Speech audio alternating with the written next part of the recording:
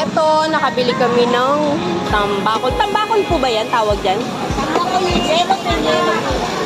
Ah, yan. Oh, gagawin namin mamaya. Sa Manila po yung tambakol.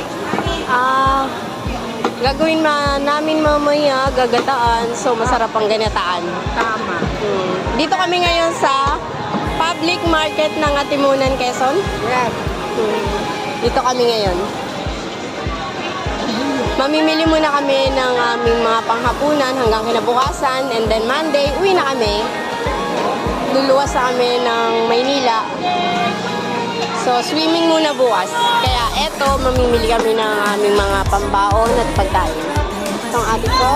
Sila po yung aking binilihan. So, ano pangalan niyo, te?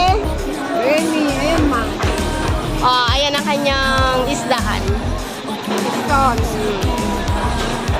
Atimunan, Quezon. Don't forget. Bye!